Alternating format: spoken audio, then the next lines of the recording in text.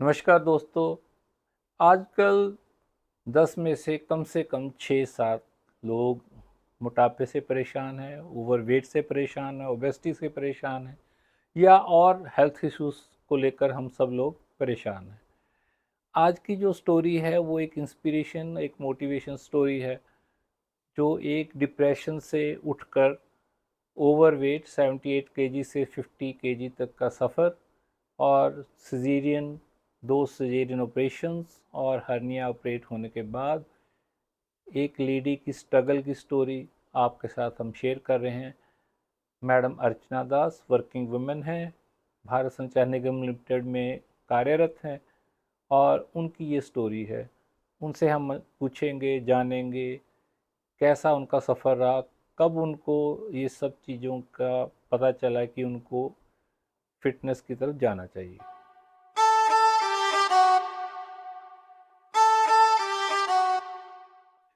नमस्कार अर्चना जी, आपका स्वागत है। हमारे दर्शकों के साथ आप अपने बारे में अपनी इंट्रोडक्शन दीजिए, अपने बारे में कुछ शेयर कीजिए।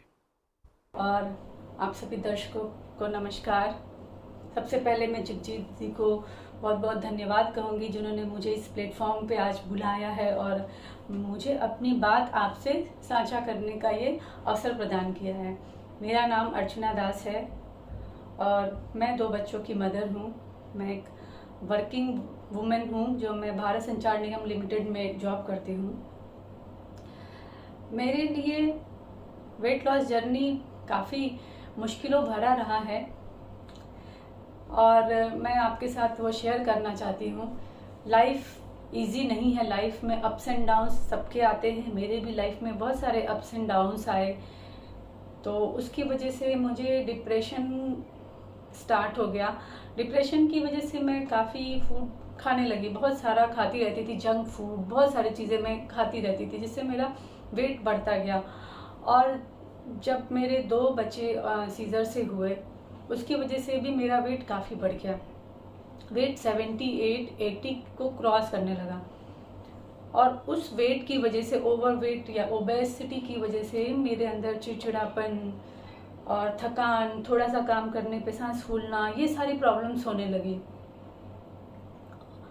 ये सब के बाद मुझे 2017 में पता चला कि मुझे अम्बिलिकस हर्निया है और उसके बाद मेरा डिप्रेशन का जो है वो और भी ज़्यादा बढ़ गया।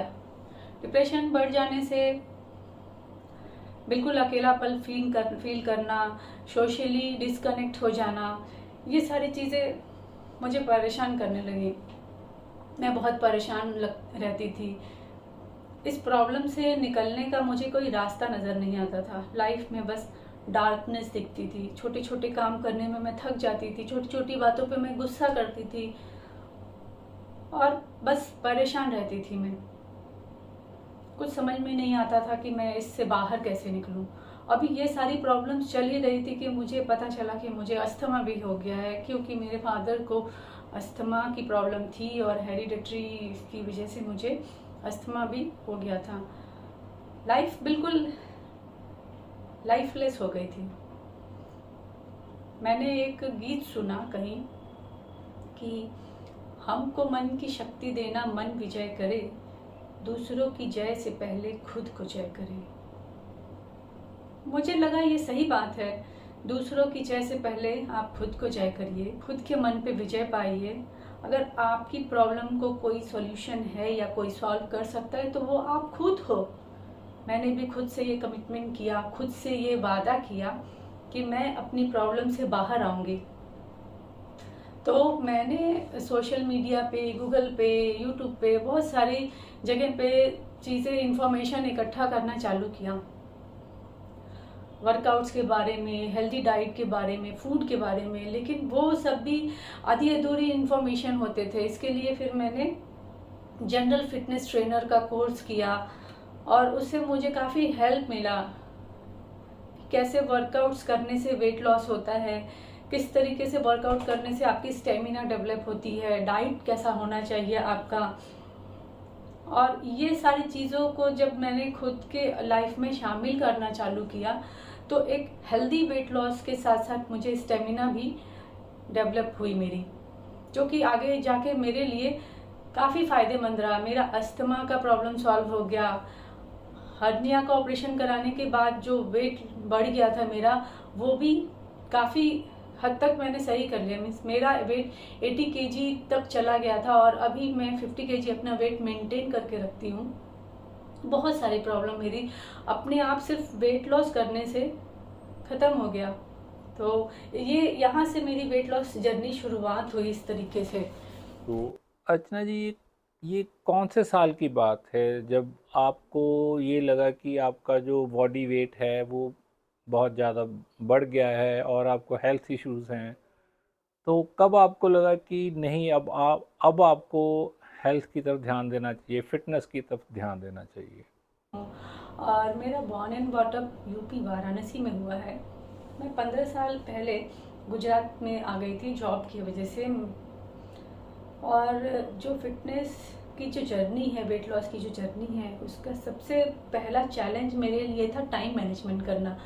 क्योंकि मैं घर से इतना दूर रहती हूँ और कोई रिलेटिव्स मेरे साथ नहीं रहते, तो अकेले ही 2 बच्चों को मैनेज करना, घर मैनेज करना, फैमिली, ऑफिस, सब कुछ मेरे लिए पहले से ही काफ़ी मुश्किल था। और उसमें ये वेट लॉस, वेट जर्नी के लिए जो टाइम निकालना था वो बहुत ही ज़्यादा चैलेंजिंग था। तो मैंने सबसे पहले वो टाइम कट किए जो भी मुझे नॉन इफ़ेक्टिव लगे, और वो टाइम मैंने यूटिलाइज़ किए मेरे वर्कआउट्स के लिए। मैं सुबह 4 बजे उठती हूँ और 4 से 6 मेरा रूटीन होता है वर्कआउट्स, रनिंग, स्विमिंग, साइकिलिंग, जो भी मेरे लिए खुद के लिए जो टाइम है वो मैं मॉर्निंग में कर लेती हूँ। और 6 to 9, 10 फिर ऑफिस, घर, बच्चे, जो भी फैमिली है उसके लिए मैं देती हूँ। तो इस तरीके से मैं पहले अपना खुद की जर्नी के लिए, वेट लॉस जर्नी के लिए मैंने टाइम मैनेज किया। और बिल्कुल शुरुआत से स्टार्ट किया मैंने, क्योंकि मेरे पास स्ट्रेंथ नहीं थी, स्टेमिना नहीं थी, वेट बहुत ज़्यादा था, मुझे कुछ भी आइडिया नहीं था क्या डाइट में लें। सो मैंने सब कुछ बिल्कुल बेसिक से स्टार्ट किया। मैंने नेट पे सर्च करना चालू किया कि कम छोटी जगह पे कैसे वर्कआउट्स करें, कौन से इफेक्टिव वर्कआउट्स हैं जो छोटी। मैंने रोप स्कीपिंग से स्टार्ट किया। स्टार्टिंग में मैं केवल 10 रोप स्कीपिंग कर पाती थी। 1 मंथ तक प्रैक्टिस करने के बाद मैं 5000 6000 रोप स्कीपिंग एक बार में कर लेती हूँ। तो धीरे धीरे आप कोई भी वर्कआउट करेंगे, स्टार्टिंग में आपको थोड़ी मुश्किल लगेगा, लेकिन धीरे धीरे आपका रेपुटेशन बढ़ जाएगा, आपकी स्टेमिना बढ़ जाएगी और आप खुद ही फिट फील करोगे, लाइट फील करोगे। और वर्कआउट से आपके बॉडी में एक हार्मोन रिलीज होता है जिसे हम बोलते हैं हैप्पी हार्मोन्स, और आप खुद अच्छा फील करोगे। उस हार्मोन का नाम है एंडोर्फिन। तो आपके जो ब्रेन है वो उसमें जो गुड न्यूरोट्रांसमीटर्स फील करते हैं, वो उसको हम एंडोर्फिन्स हार्मोन्स भी बोलते हैं। आपकी स्लीप क्वालिटी अच्छी हो जाती है। तो ये सब चीज़ें मैंने खुद फील की मेरे वेट लॉस जर्नी के दौरान। जब मैंने वर्कआउट स्टार्ट किया तो मैं ऐसे वर्कआउट जो मैं घर पे दोनों बच्चों के साथ कर सकूं, छोटी जगह पे, cardio workout, hit cardio workout 30 minute से स्टार्ट किया मैंने। फिर धीरे धीरे मैं उसमें वेट ऐड करना चालू की। तो जब ये सब, आपको अस्थमा की भी प्रॉब्लम था, आपका सिजेरियन, आपके 2, आपने बताया कि 2 ऑपरेट हुए हैं, उसके बाद हर्निया का भी ऑपरेट हुआ था। इस बीच में आपको फिज़िकली तो दिक्कत थी, लेकिन आपको क्या मानसिक तौर पर, जो मेंटल तौर पर भी आपको इस चीज़ की दिक्कत थी कि आपको किसी समय ये लग रहा था जैसे डिप्रेशन टाइप की, आपको अब बहुत मुश्किल है इससे उबर पाना? तो उस समय आपको किस चीज़ ने मोटिवेट किया फिटनेस की तरफ जाने के लिए? और नॉलेज के लिए मैं फिर बाद में जनरल फिटनेस ट्रेनर का कोर्स भी मैंने किया, जो काफ़ी इफ़ेक्टिव रहा। फिर मैंने ग्रुप्स ज्वाइन किए और मैंने रनिंग स्टार्ट करने के पहले जॉगिंग स्टार्ट किया। आप यकीन नहीं मानेंगे, आज से 1-1.5 साल पहले जब मैं रनिंग स्टार्ट करना चालू की तो मैं 2 किलोमीटर भी कंटिन्यूअस रन नहीं कर पाती थी। और आज मैं 35 kilometre, 40 kilometre continuous easy run कर सकती हूँ और करती भी हूँ। तो धीरे धीरे आपकी स्टेमिना डेवलप हो जाती है। आपकी बॉडी भगवान ने ऐसे बनाया है, आप जिस तरीके से उसे ट्रेन करोगे वो ट्रेन हो जाती है। और मैं 40 इयर्स की हूँ और जो स्टेमिना एनर्जी मैं आज फील करती हूँ वो मैं जब 20 इयर्स की थी तो भी फील नहीं करती थी। तो ये वेट लॉस के लिए मैंने जर्नी स्टार्ट की थी, लेकिन अभी मुझे ये बहुत ही ज़्यादा फुल लगता है और फुल ऑफ लाइफ लगता है।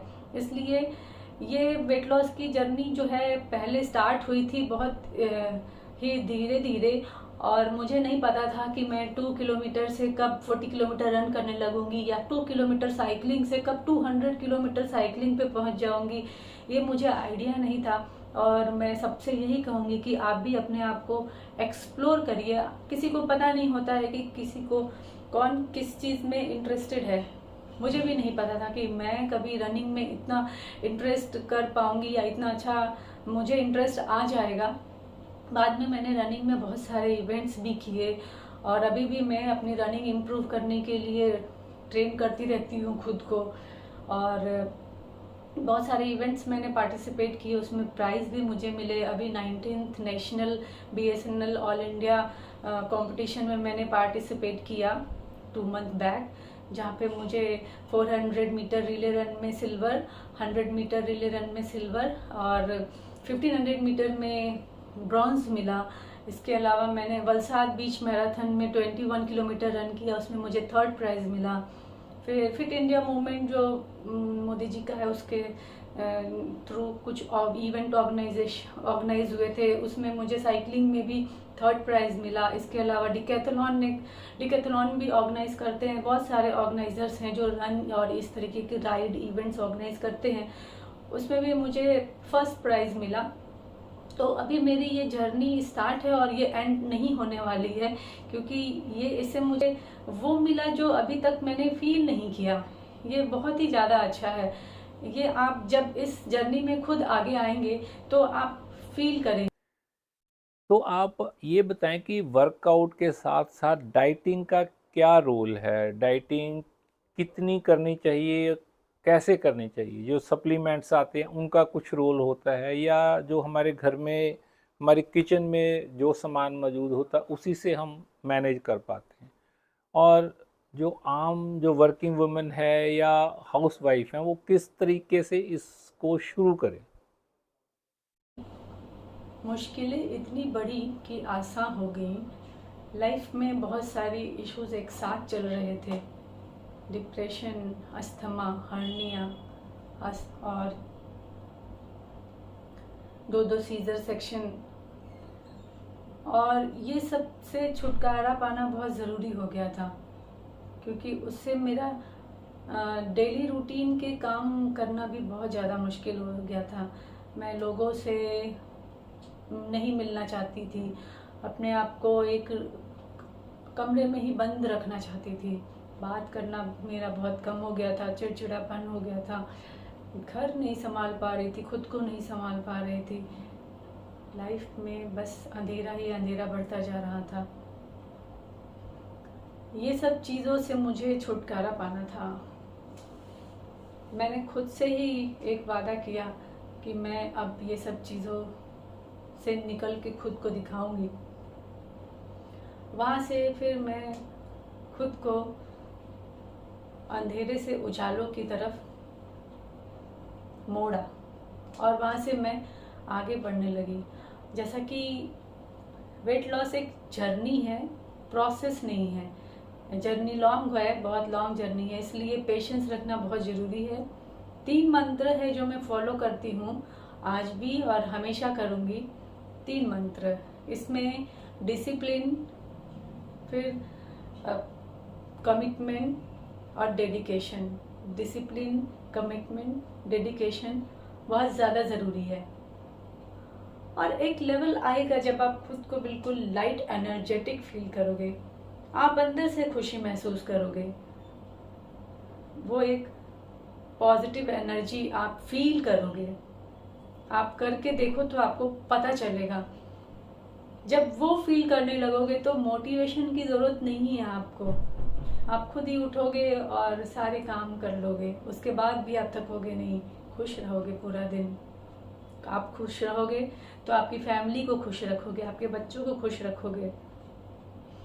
इसके लिए ये जर्नी मेरे लिए बहुत ही ज़्यादा फायदेमंद रही है और मैं आज बहुत ही एक्टिव फील करती हूँ। मुश्किलें बहुत थी पर मैं उससे बाहर निकल आई। आपको अपना रास्ता खुद ही बनाना है। शुरुआत में चीज़ें बहुत ही मुश्किल होती है, लेकिन कबीरदास का एक दोहा है, करत का है, करत करत अभ्यास से जड़मति होत सुजान, रसरी आवत जात ते सिल पर पड़त निशान। तो आप प्रैक्टिस करते रहिए, हार मत मानिए, आपको सफलता एक दिन जरूर मिलेगी। अर्चना जी, ये मोस्टली देखा गया है कि आप एक बार डाइटिंग करके या वर्कआउट करके 2-3 महीने बाद आपका वेट लॉस भी हो जाता है, इंच लॉस भी हो जाता है, लेकिन उस चीज़ को मेंटेन रखना, उस जो आप जो वेट लॉस किया उसको मेंटेन रखने में कितना वर्क करना पड़ता है, या एक क्या पैटर्न होना चाहिए कि आपको जो आपने अचीव किया, आपने वेट लॉस तो कर लिया, उसके बाद दोबारा से वो आपको जो फैट गेन ना हो, आपका जो मोटापा है दोबारा ना आए, इसके लिए क्या करना चाहिए? वर्कआउट्स के साथ साथ डाइट का इसमें फिटनेस में बहुत बड़ा रोल है। ये 25-75 का रेशियो होता है। अगर वर्कआउट 25 है तो डाइट आपका 75% का वेटेज रखता है। तो इसके लिए हमें माइंडफुल ईटिंग करना चाहिए, हमें पैकेट्स अवॉइड करना चाहिए। उसमें प्रोसेस फूड में जो ऑयल होता है वो ज़्यादातर आप उसका इंग्रेडिएंट्स पढ़िए, उसमें आप देखेंगे कि पामोलिन ऑयल यूज़ करते हैं, तो आप उसे ना खाइए। पामोलिन ऑयल आपके हेल्थ के लिए बहुत ही ज़्यादा डिसएडवांटेजियस है। ये आपका कोलेस्ट्रॉल बढ़ाता है, हाई डेंसिटी कोलेस्ट्रॉल बढ़ाता है, ट्राइग्लिसराइड लेवल बढ़ा देता है। ये बहुत चीप मिलता है, मीन्स 40 रुपीज़ kg मिलता है, इसलिए सभी ये ऑयल यूज़ करते हैं। ये बहुत ही ज़्यादा अनबेनिफिशियल है। आप अपने फूड में घर के बने हुए सारी चीज़ें ऐड करिए। मैंने कभी भी मेडिसिन नहीं यूज़ किया कोई भी वेट लॉस के लिए, या कोई जो क्विक इजी वेट लॉस के ट्रिक्स होते हैं वो सब कभी यूज़ नहीं किया। आप वेट लॉस के लिए टाइम दीजिए, 1 year, 6 month, it will take time but you gain strength during your weight loss process. आप वेट लॉस के प्रोसेस के साथ साथ स्ट्रेंथ भी डेवलप करिए। तो आपका जो फूड है वो आपके किचन से हो तो ज़्यादा अच्छा है। तो आप प्रोटीन ऐड करिए। प्रोटीन के लिए आप उसमें पीनट्स यूज़ करिए, एग्स यूज़ करिए, मीट यूज़ करिए, टोफू, चना, ये सब चीज़ों में प्रोटीन ज़्यादा होता है। सोया के जो सोया के जो छोटे छोटे सीड्स होते हैं उसको सोक करके उसे खाइए। फिर सभी तरह की सीड्स यूज़ करिए, नट्स यूज़ करिए, पम्पकिन सीड, वाटरमेलन सीड, ये सब बहुत ज़्यादा अच्छे होते हैं।